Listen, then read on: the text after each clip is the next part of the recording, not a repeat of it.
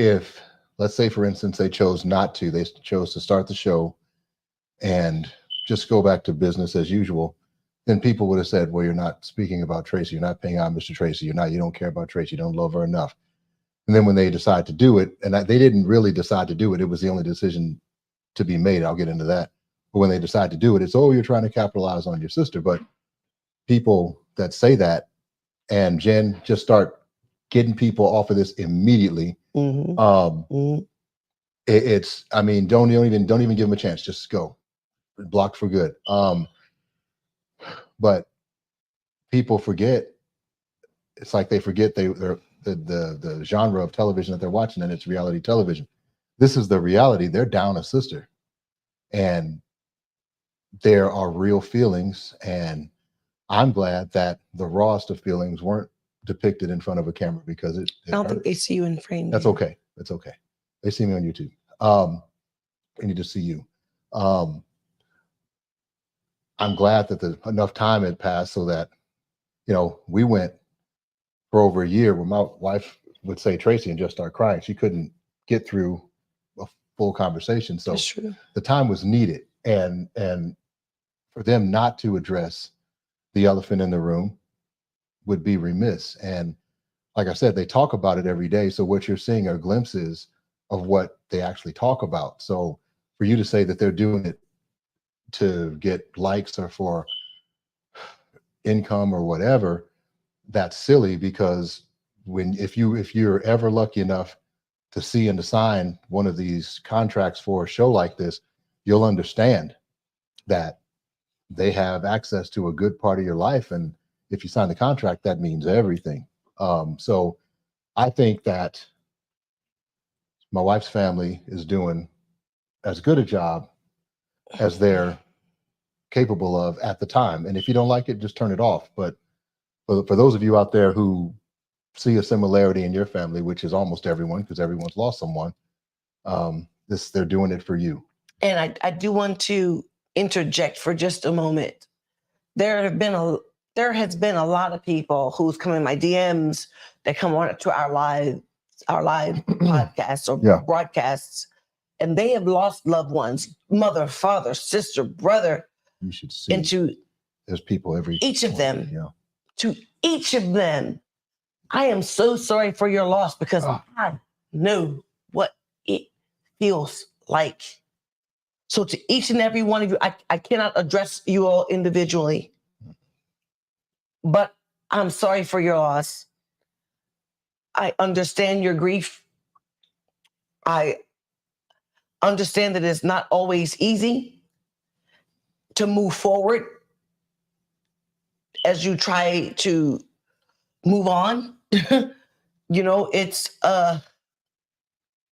very, very difficult. And for those who, the naysayers, and for the ignorant people, I pray for you. Mm-hmm. And even if you guys have gone through that loss, I pray for you too, because it's not an easy struggle. It's a whole lot. And not everybody is ready for the same thing at different times in their lives. People have to take grief on at the moment they're ready to. Yeah. And it's not going to, and you can't say to one person that they should grieve the way you're grieving, or at the same time that you're grieving. Vaughn, if I may, Vaughn saw grief very differently for himself when his father passed on. And his grief was not the same as some of his family members. And if I may, he, I won't say judged. Oh, I did. I judged. But because certain family members didn't grieve as hard as he felt like they should have, or the way he felt like they should have, it was a problem for him. And if you would, Vaughn, please speak on that, if as much as you can. Well, I mean, she's passed on now, so she knows this. Well, I said it to her, and I got hit with her cane. But so when my father passed, he passed 9 years ago, because I was 47. So yeah, 9 years ago. And it hit me hard because my dad was my hero. And I tell people that having your father as your hero is a great thing because, he was there and he portrayed all of these different things for you. But the danger in it is that when you lose your father, you lose your father and your hero in the same day. So I called my father, when I didn't understand things. My dad was a science guy, technical guy. So if I driving down the street and I didn't understand how something worked, I would call my dad. He'd have an answer. And it was well over a year before I stopped picking up the phone to call him when I wanted an explanation to something. But the overall point is that it was very hard for me, harder than I knew it'd be hard, and it was harder than that. But I didn't, I did not think that my mother was as sad as I felt she should have. That was unfair to me. It was also childish, but I'm a kid, looking at my dad and my mom. And so, no matter how how old I got, no matter how old they got, I was still their kid, and that was my place. And so, even though I was a grown man at 47 years old, I still had a very adolescent response. But I also, because I was living my life as was my brother, I wasn't there for the day to day. I saw the pain, but I didn't see the extents of it that my mother did. And so, when he was gone, it to me, it felt like she was relieved, and I was angry about that. I was very angry about it. And so, I was raised not to yell at my mother, but we were talking and I raised my voice and she just let me have it. And well, the first thing she did is she hit me right here and it's still sore with her cane. And she told me that when she said, "Little boy, it is not your place to tell me how I felt about your father. I was married to him 48 years. But my perspective is as you get older, you're in pain and all of these things. And I'm thankful that he is no longer in pain." And I said, "I understand that." And when we talked, and it took me another 3 months before I was able to say, "You know what, Mom, I was wrong, and I'm sorry. Will you forgive me?" And she did, and we moved on. But the point of it is that you. So the overall point is the people that are saying what my wife's family should or shouldn't do, you don't have any more of a right to say that than I did to my mom. And and if you can lose a loved one and it bothers you 3 days and you go back to work, good for you. To me, that's a little bit cold and heartless. But if that's the way you handle grief, you do that. For for the overwhelming majority of people, it's going to take a lot longer. And I just encourage people to feel how you feel respectfully, especially when dealing with your parents. But feel how you feel respectfully, but don't judge other people, because the other thing that everybody on here, me included, when we lose loved ones, I see people. I lost my brother and sister in the same year. I lost my husband. I lost my husband to cancer. When we lost people, I'm talking about us, not them, but when we lost people, it was a family matter. It was private. There was no one passing judgment on us. There was no one to see our day-to-day struggles or to see um, the grief, from an intimate level or counseling or anything like that. And I probably should have gone to counseling. I did not. Neither did my brother. We talked to each other and our mother. But for you to pass judgment on the way things are going in my wife's family, that's pretty irresponsible of you. And I'll say it. I'll continue to say it every week that people are negative, because there are a few of you on here. But I wish for you. I like she says she prays for the naysayers. I don't. My wish for you is I wish for you whatever you wish for my wife's family. So good luck with that. Well, some people may say, we're on television, so they have the right to say however they feel or be as negative or as positive as they want to be. And one of the things that people fail to understand and realize is that we are still people. Damn, someone just said that my siblings and I went our separate ways after our oldest sister died. Oh no. but sometimes that happens in grief. Sometimes it brings people closer together. Sometimes it brings them further apart. But I can't speak for anybody else's lives. I can't speak for anybody else's situation. But at the end of the day, people come, people go. But even with family, you argue, you fuss, and you fight. And some days you like each other, sometimes you don't. But love is that catalyst. It's sometimes it's not even about blood. It's about that love. Because sometimes when you even say a sisterhood, a familyhood, a familyship, sometimes it's the person that you choose. That's right. And you're human. I like that. Whether you fall in, you fall out. That those people that you choose to love, whether they're blood or not, they're going to be there for you, part of you through those ups, those downs, those roundabouts. And can I step in? You can. Yeah. Yeah. I know. So, Ayo, Tira, you're supposed, as a Christian, you're supposed to pray for your enemies. Well, as a Christian, if you're a Christian, you know that all of us are fallible and not all of us and I am. reach the same height at the same time. So if you can pray for your enemies, then there's something else you're falling short in, because we all fall short in the eyes of God. So if you can pass judgment on that, you're right, but I'm not there yet. I wish ill on my enemies. I don't have hate in my heart for anybody except for the people that hate me. God will work with me in his time, the way that is best for his and our relation, his and my relationship, not what anyone else says. I'm technically, by the book, you're absolutely right. I'm not there. I'm not that forgiving, pray for everyone, smile in my enemy's face. I'm not that dude. And we talk about that on a regular basis. And okay. So, and I pray for you. and she does. And so, now here's a question. Mm-hmm. Have I gotten better? I think you're getting better in the realm that you feel like you need to get better. And I can't tell you that about you. You understand what I'm saying? I just feel like you are at the place that you're at. And it's not for me to judge where you and God are working. And in a family, in my family, I had an alpha dad and I had a feminine mom. She was strong in her ways, but that was it. So whereas my mother was the loving, forgiving person, my dad was the one who would exact vengeance on behalf of my brother, myself, and my mother.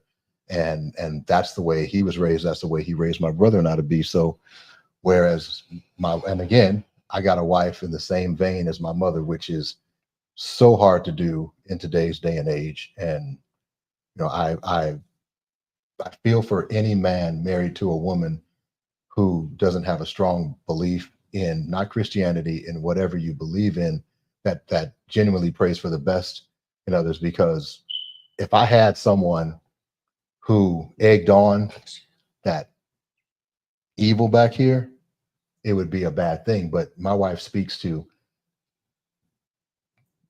everyone has a king or queen or a fool in their brain. Okay.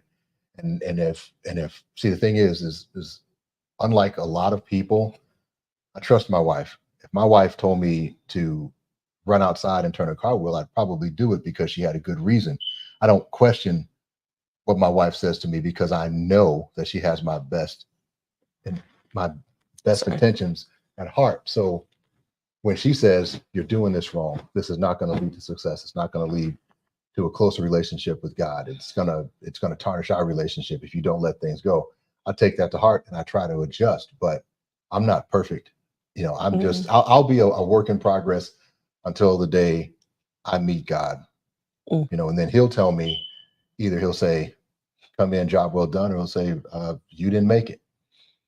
He's gonna say, well done, my good and faithful servant. I think I'm gonna slide in there. I think I'm gonna slide in there as they closing again. I think I'm gonna slip in. I don't know about all that. I'm not getting a welcoming committee. I know that. But you never know, because God judges our heart. He doesn't judge our thinking process. But I'm not here to preach to anybody. But I did see a comment. I just kind of happened upon it, and someone said that Tawanda and Lil Kevin said hello, so I guess they're on some kind of live or something together. Nice. And hello But to you guys. hello, you guys. But I will say this to and about Little Kevin. Little Kevin poured out his heart. Yeah. He exposed things that even in my opinion were just a lot. A little bit, yeah. To expose, but he was real in his journey. He had to. He was real in everything that he was going through, from his personal life to his personal relationship with his mom or sister, because she was his only begotten son, you know what I mean? And their bond, to have seen it, a lot of people may not understand, but to those moms who have a personal, serious bond with their sons, Tracy had that with little Kevin. Jen, that it's me and one. I'm not sure who said what, but the blessing in all of it was that my sister got to see her grandson being born. My sister got to see her son getting married. My sister got to see things that, most people, especially in her case, in her demise, in her situation, may not have ever gotten to see, but she got to see that. Mm-hmm. And Kevin can always say, my mom got to see me get married. Yeah. My mom got to see me having offspring. She got to see 3 generations of the Surratt family. You know what I mean? Mm-hmm. And I'm going to speak to that for just a moment and tell me if I'm wrong and tell me if I need to be quiet, dear. Go. After the first episode, there were lives in situations that happened speaking about our family. Oh yeah, that group of clowns. I'm not even gonna call it out in that way. But what I will say is this. Thank you, Jen. People can on the mic cut, paste, make things into a situation that fits their narrative. Excuse me. But keep in mind, these people that are talking, I won't say that word, but talking crap about my wife's family, they have to use my wife's family's plight to get anyone to watch them at all, because what they're doing simply isn't interesting enough. So they have to take bites out of what my wife's family is doing to get anybody to listen to them at all. Well, fit whatever clip into whatever narrative you need for yourself. And that's okay for you, because you have to live with it. But the reality of the situation is this. I love my sister. My sister loved me. I had no contention with my sister. Nope. And when people say things like, oh, her sisters with an S on there treated her a certain kind of way, I challenge any of you to show a clip where I, TRINA,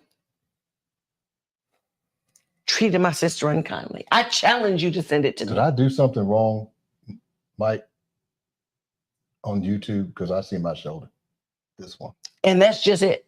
Because we were extremely close. Yeah.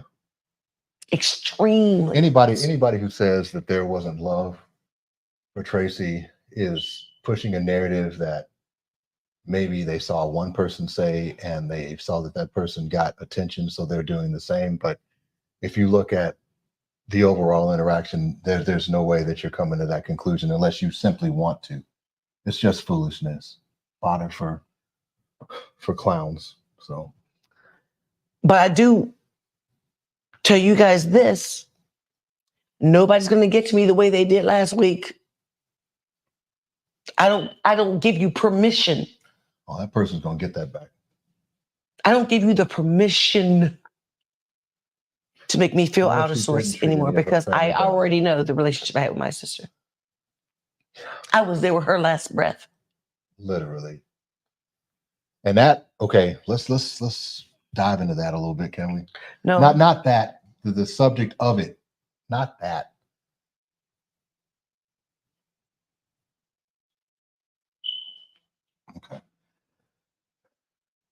you want to be with people that you care about till the end.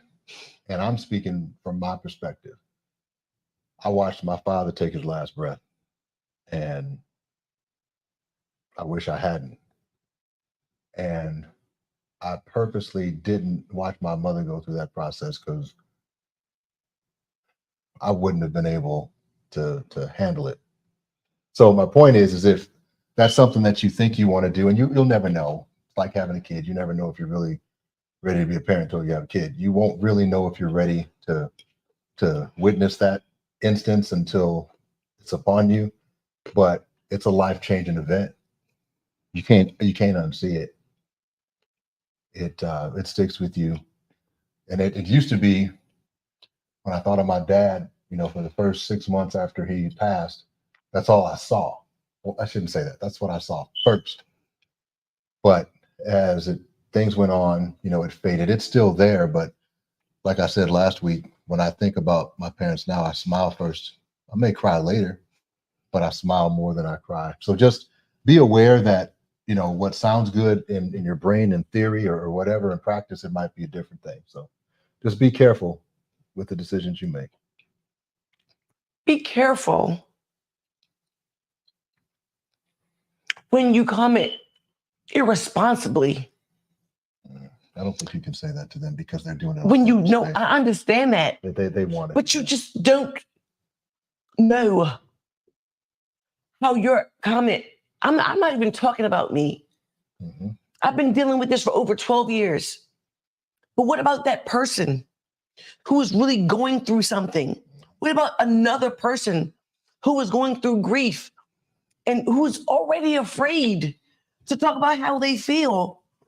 And then you see negative things and you watch about their grief. Shamed for it. Yeah. And have people shame you out of your grief. That's not fair to that other person that we are trying to help. And then they become reclusive and suffer in silence, which in and of itself is even worse. That turns into depression. Yeah. That turns into another type of cancer because stress can turn into cancer. Not necessarily by stress itself, but by works and by deeds. Maybe you're drinking too much. Maybe you're eating too much. Maybe you're doing a certain type of thing that might make your health ill. Maybe you can't move. Maybe you can't get out of bed. It affects everyone differently, Your negative comments, it's not about me. It's about maybe that next person, guys. They don't care about you, the next person, anybody there. Because it could be them. But here's the thing. So here's what happens. If that's how you treat people, then prepare yourself to feel and experience the same when it's your turn, because you're going to get a turn. Because everybody gets a turn. You don't get off of this ride called life without going through something. So good luck to all the trash people out there. I wish for you whatever you wish for my wife's family. But unfortunately, one day it will be them. And they're going to need an outstretched hand. They're going to need a positive voice for themselves to get better. So think about that before you type in or before you say that next negative comment, because guess what? Unfortunately, death's door comes to everybody's family. And sometimes it comes unexpectedly. It doesn't have to be cancer. It doesn't matter if it's expected or not. It's still hard. It could be a car accident. It could be anything. So be nice, because you never know who needs to hear that nice voice. You know what? It costs you nothing to be kind to people. It's free. It's free. It's free, guys. And I'm not, and keep in mind, because someone invariably will say this, we're not telling you to be kind to my wife and her family because they're seasoned veterans. They know what comes with this world. It's taken me a lot of time to catch up, to not just seethe with anger, but they're veterans. She's talking about other people that you may encounter that may need a little bit of human grace to go along with God's grace. And if you're a person that can't provide that for someone, you should ask. No, just be aware of the type of person that makes you. Because if you're okay with people treating you the way you're treating my wife's family and other people, then there's something wrong with you, and you probably just shouldn't even be here. This is for the people that are trying to work to a better place in life, and I mean collectively. My wife and I, the people, you know, I'll pick on Tammy Faith. We've had a lot of in-depth conversations with her. We've met her many times in person. We've sat and we've had dinner and we talk on the phone. You know, when her father passed and all those things, it's you know, we're having conversations because it helps bring some sort of comfort to people. I mean, and I've, you know, my dad's been gone 9 years, but when I talk to a good friend of mine who lost his dad, it helped me by talking to him, because his relationship with his father was almost identical to the one that I had with mine. And so I was able to help him. It didn't make it any easier, but it reduced the feeling of loneliness. Well, we're about to go. Yeah. But do you want to address the shit directly at all? No, I'm not going to address anyone directly tonight. All right. But I do want to like say that. this. This is not about hitting your subscribe button. This is not about, and even though we do thank everyone for their badges and for their contributions, we do thank you. But I do want to say this, because this is the crux of why we came on tonight. Excuse me, stop right there. Someone said people don't realize how their words can hurt. No. They do. That's why they do it. That's why they do. We've got to stop. We've got to stop apologizing for these people and call them for what and who they are. They're negative people that look to harm others by their words. And more than likely it's because there's some deficiency in their own lives. And so they want to lash out. Because I'm going to be honest with you, and I'm not saying, and I could lie, I could never lie and say I'm a perfect person, because she would correct me. But in this instance, I've never felt the need to say anything negative or evil or harmful to anybody, unless they came at me first. But I've never felt the need to go out and say negative things to people, because I just don't know what outcome you're trying to yield with that. So when a person says something negative, look at them as the hurt, lonely, broken person that they are, and move on. I can't pray for people like that. I can't wish them well when they say evil things about my wife. I'm not cut like that. But I am, and that's why you're a woman, and that forgiveness and all those things, the soft parts of life, you know, those things come from a woman. And that's just the heart that God gave me. Right. However, and mine is supposed to be more of a protectionist or feeling. And so I don't look at you and want to pray for you and hug you. I have other thoughts on my mind.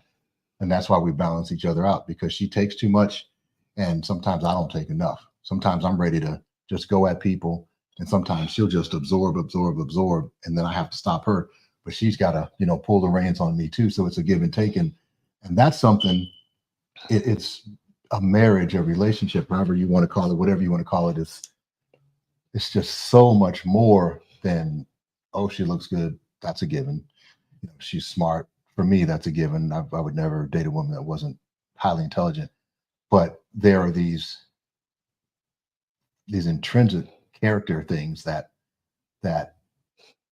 supersede the beauty and all of those things. There are things that make her invaluable to me, and her faces just isn't one of them. You know, and so when you look for a mate, you're going to have to look for other things besides status and looks and fitness level and all of that. All those things are important, because I'm a guy, I'm visual, but you know, you can find a pretty woman anywhere. I'm sure women would say you could find a good looking guy anywhere, but fast forward 30 years, because I look way different now than I did 30 years ago. Fast forward 30 7 years ago. Yeah. Fast forward, you know, 30 years in your future, and ask yourself, do I provide my mate enough value that they will still find a reason to continue to love and to be with me when I'm no longer the things that initially drew them to me in the first place. And if you don't think like that, well, you know, outcomes. I'm a firm believer that people learn all the lessons they're supposed to learn before they pass on. The question is when. Some people make mistakes and learn from them while they still have enough time and air in their lungs and electricity running through their body to make a change. Other people don't get it until right before the lights go out. So I look at my walk through life in general as learn lessons now, correct now, to be a better person tomorrow. Most people, not most people, there are a good number of people who don't think that way because they don't think anything's ever going to happen to them. And then they're going to be blindsided. And then they're playing catch up with the people in their lives and everything else. So it's a, just know that life is not an individual point. The things in your life are not individual points. They're all connected. They're all connected. And things that you did, the good that my wife, and I won't go into detail, but the good that my wife put out in the world 7, 12 years ago has come back to her at times when she's needed it. And those are the things that you should strive to do. But judging people for how they handle the most difficult portions of life, if that's something you're comfortable with, you're not anybody that I ever want to be associated with. But I wish you luck living a life like that and expecting grace when it's your turn. And with that being said, we're about to go. Yeah. But our whole purpose for tonight, and I know you guys probably watch Tokyo Styles after us because I know you want to see my wigs and blah, blah, blah, blah, because some people are talking about that. It does come on right after our show. But the true purpose of tonight, and I see you negative people, but I refuse to give you a platform. The real purpose of tonight is to let everybody know who has lost a loved one, who is grieving, or who is going through the grieving process. And I've been there when my sister was in hospice. So even if you're in that moment, our moment right here, right now, without any other purpose. Hey, Jen. Miss Light Brown Skin, go. Is to let you guys know that you're not alone. Mm-mm. And that's all we want to let you know, that you are not alone. And that there is someone out here in the world praying for you. I pray for your peace. Mm-hmm. My husband and I we pray for your peace. We pray for your family. We pray for your upward movement and your forward movement. And to just take that next step, to just get out of bed. Just get out of bed. Go take that shower. And even if you need to go out of bed, take that shower to get back in the bed, do something. The baby steps. One step at a time. Because I know how hard it is to open that window, to get out of bed, to not even feel like going to the restroom, because it just felt like it was just 10 steps too many. Sure. And the harder part of grief, you got the person going through it. But if you're a person that loves someone, like genuinely loves them, not just, oh, they're cool, but the thing that all people, men and women, have a few things in 100% commonality, but in this we do. When someone you care about is hurting, you want to fix it. And the worst feeling in the world is to watch someone in pain and knowing there's nothing you can do. It's just time. Time's not given by your spouse, it's given by God. So You just have to sit there and pray. That's about the only active thing you can do, and just pray as they go through the process, because there's nothing you can do to remove it. Because if I could have, she wouldn't feel like this, but there's nothing I can do. I remember when someone told me, they said that death was a form of healing. Well, for sure. I wasn't ready to hear that. No, it's not I comforting. wasn't ready to hear that. That No. was not a comfort point for me. But it's true. It can be true Here's a question. if you're ready to receive I it. got a question. Yeah. What do you think Tracy looks like right now? What do you think she looks like right She's now? in no more pain. And right. She's running around, having a good time. You know, she is pain free.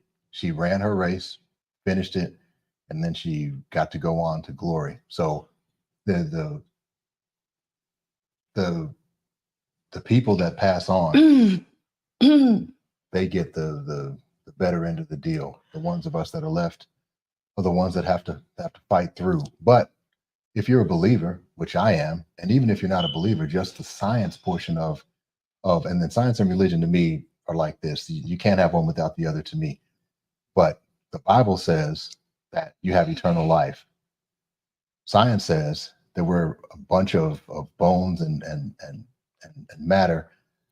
But even science has to tell you that you're a spirit and you're a soul. Well, even that's the science. one part. That's the one part they can't explain. But what I'm saying is that you're a bunch of things held together. And I'm sorry, excuse me. And you're run by electricity. Well, we know that energy, electricity is energy. Energy doesn't. Sorry. It doesn't dissipate. It doesn't go away. It just changes form. So when a person passes on, they've changed from one form to another. They're still there. And, you know, we can only see 6% of everything that's around us because that's what our eyes will focus on. So there's 94% of things that you can't see. So these people that we're mourning are still there. They're still there for you. They're still edging you on, encouraging you, comforting you in times of need, things that they're still there. You just can't touch them physically, but in a quiet space, I can feel the presence of my father, my mother, my grandmother, and other people that I've lost. So my heart, and I'm sure she's not watching, but my heart goes mostly out to my mom. Yeah. To have watched your child take their first breath into the world. Yeah. And then to watch your child take their last breath out of the world.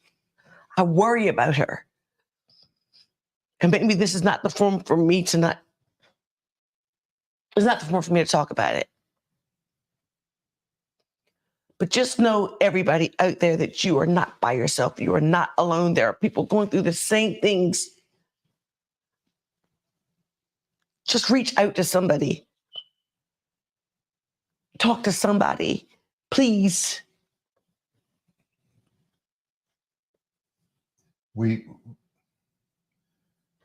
If you have people that carry negative energy in your space, remove them. Remove them. Because they'll drag you down. But a person that their sole purpose in coming to a platform is to say something negative, that's a loathsome, low vibration person. And they don't mean you any good, because if they did, then they would have other things to say. So, and that includes you negative people out there. We are okay with not having you in our space. Oh, that's exactly what we're talking about. Go away. But leave us alone. But they have nothing better to do. You know what? It's people like that don't have friends. They're lonely. They're sitting at home. Just leave us alone. Yeah, just go someplace else. Why don't you know what? Why don't a bunch of you negative people go start a social media platform and just hang out together? But leave everybody else alone. Negativity.com. Just go set that up. Negativity book. Do that. And then just go there, and all of you can just hate on one another and be happy. No, and be miserable together. Yeah. Just be miserable together. You'll know what another person is going through. But there are other people out here who are grieving Right. And those are the It's people just to see the negative things. but those are the people we're talking to. It's not fair. It's not just us. It's not about a show. It's not about whether or not you want to watch. Don't watch. It's not hurting anybody for you to not watch our show. I promise it's not. But for another person who needs to hear something positive, or to hear that there's another person who understands. But what you want to do is to say something negative because death didn't come at your door yet. Because you're going to need somebody one day. But these people probably don't have anybody now. That's why they're like that. And I feel sorry for anybody who doesn't have someone, and that would turn you negative. So maybe that's the problem. Maybe they didn't have someone in their time of need, so they want misery loves company, so they want to project that. But my family and I, we have each other, and we need each other. But for those people who loved our sister, we need them too. You know what I got right here. You know what I find comical? We need you guys too, because you guys loved her too. You know what I find comical is that these people that say these negative things and about your family and all of that and your relationships or whatever, they act like they don't have problems in their family, like everybody's family is perfect. If you're perfect, cast the first stone. If you're not, you might want to watch it. So I you know what? I want to go too. Let's go. I'm gonna be honest. I can't stay any longer. Yep. I gotta go. Yep. Thank you guys for watching. Have you seen? Wait, one more thing. Have you seen the third episode? Yes. Is it better than these first ones? No. Damn. Okay. What do you mean? What do you mean better? Like happier? Is there any? No. But first of all, let me tell you something. You can't put grief into episodes. Grief doesn't come in episodes. That's not what I meant. Life. I meant, is it lighter? No. Damn. There is no life. There is no light right now. We miss her terribly. They miss her terribly. And that's part of the process. They want to know what happened. They want to know how we are getting through this grief because they're going through it too. They loved her too. They loved their families too. They want to know how we are getting through our grief too. So episode by episode by episode, show by show by show, it's just a show, but it's still the same love that everybody else has for the love of their families.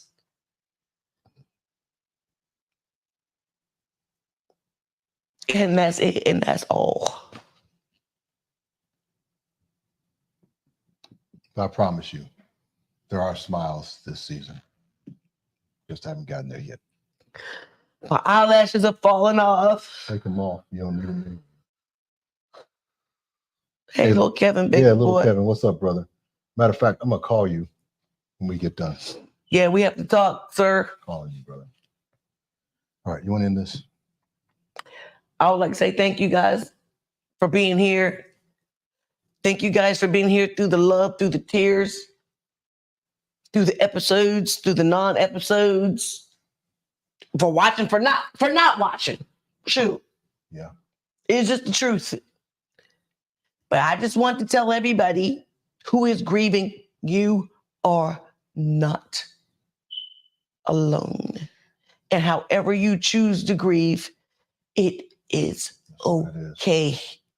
But the other thing that we need to pay attention to, we can't do it because, on Instagram, these comments that we get, they don't stay. When you post it, you don't get to see them. But just, me being me, That's right. It's probably out of all the people on here, if you broke down the negative people, it's probably 2.5%, 3%. That means 97% of the people on here are human and are sending well wishes and are identifying with what's going on.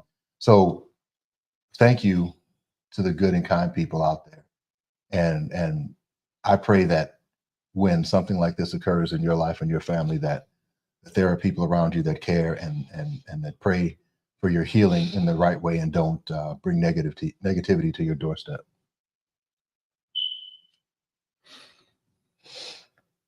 I love you guys. Thank you guys for loving us, and thank you for loving our family. We'll see you on Monday for cooking. That's enough. Or we'll see you on Friday Later. when we come here. Thank you all. Here, take this and do this thing.